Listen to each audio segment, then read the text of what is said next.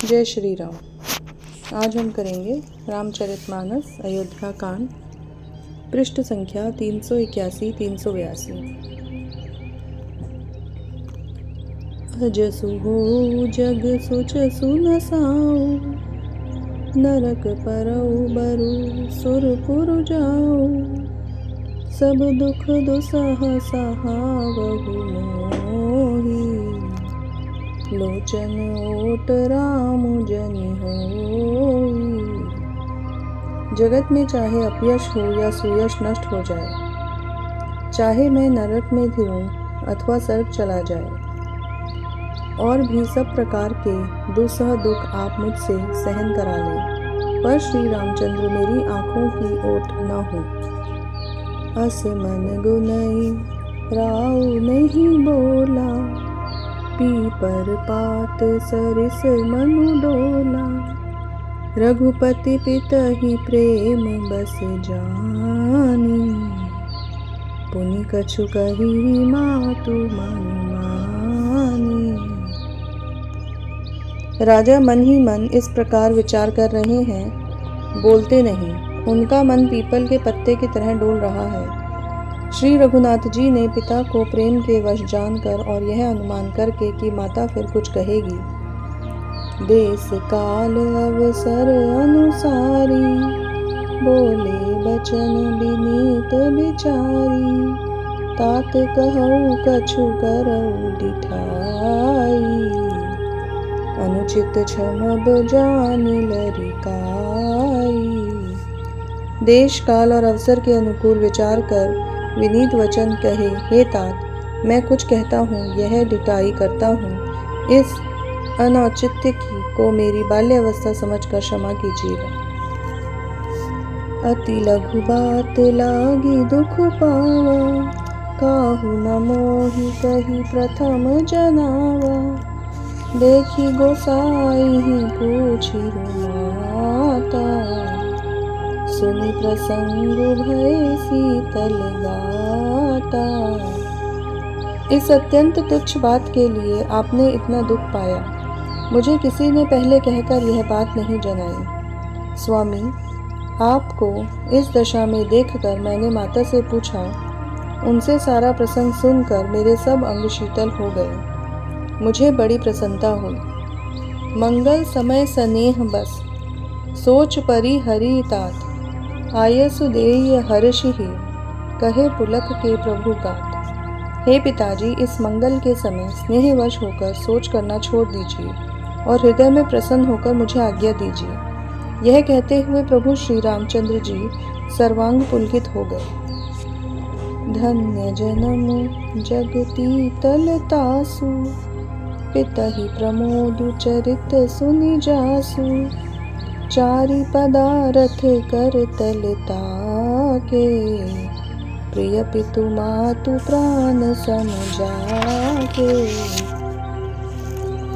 उन्होंने फिर कहा, इस पृथ्वी तल पर उसका जन्म धन्य है, जिसके चरित्र सुनकर पिता को परम आनंद हो, जिसको माता पिता प्राणों के समान प्रिय हैं। चारों पदार्थ धर्म अर्थ काम मोक्ष उसके करतलगत में रहते हैं।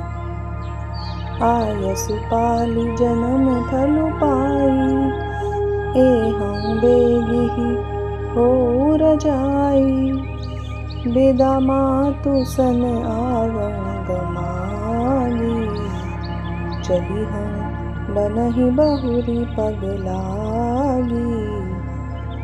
आपकी आज्ञा पालन करके और जन्म का फल पाकर मैं जल्दी ही लौट आऊँगा। अतः कृपया आज्ञा दीजिए, माता से विदा मांग आता हूँ, फिर आपके पैर लगकर वन को चलूँगा।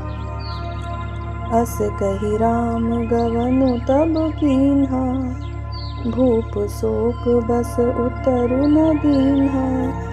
नगर व्यापी गई बात सुतीछी, छुअत चढ़ी जनु सब तन बीछी। ऐसा कहकर जब श्री रामचंद्र जी वहां से चल दिए, राजा ने शोकवश कोई उत्तर नहीं दिया। वह बहुत तीखी बात नगर भर में इतनी जल्दी फैल गई मानो डंक मारते ही बिच्छू का विष सारे शरीर में चढ़ गया हो। सुनि भय बिकल सकल नर नारी, बेली बिटप जिमि देखी दवारी। जो जहाँ सुनई धुनई सिरु ना सोई, बड़ विषादु नहीं धीरज होई। इस बात को सुनकर सब स्त्री पुरुष ऐसे व्याकुल हो गए जैसे दावानल देखकर बेल और वृक्ष मुरझा जाते हैं। जो जहाँ सुनता है वह वहीं सुर धुनने लगता है। बड़ा विषाद है, किसी को धीरज नहीं बंधता। मुख सुखावही लोचन स्रवही, सोकु न हृदय समाई। मनहु करन रस कट कई, उतरी अवध बजाई। सबके मुख सूखे जाते हैं, आंखों में आंसू बहते हैं, शोक हृदय में नहीं समाता, मानो करुणा की सेना अवध पर डंका बजाकर उतर आई हो। मिले ही बाँझ विधि बात बेगारी, जहाँ तहाँ देहि कैकई गारी। एहि पापिनी बूझी का परेऊ, छाई भवन पर पावक धरेऊ। सब मेल मिल गए थे, इतने में ही विधाता ने बात बिगाड़ दी। जहाँ तहाँ लोग कैकई को गाली दे रहे हैं, इस पापिन को क्या सूझ पड़ा जो इसने छाये घर पर आग रख दी। निज कर नयन काढ़ी चह दीखा, डारी सुधा विषु चाहत चीखा। कुटिल कठोर कुबुद्धि अभागी, भई रघुवंश बेनु बन आगी। यह अपने हाथ से अपनी आँखों को निकाल कर देखना चाहती है और अमृत फेंक कर विष चखना चाहती है। यह कुटिल, कठोर, दुर्बुद्धि और अभागिनी कैकई रघुवंश रूपी बांस के वन के लिए अग्नि हो गई। जय श्री राम।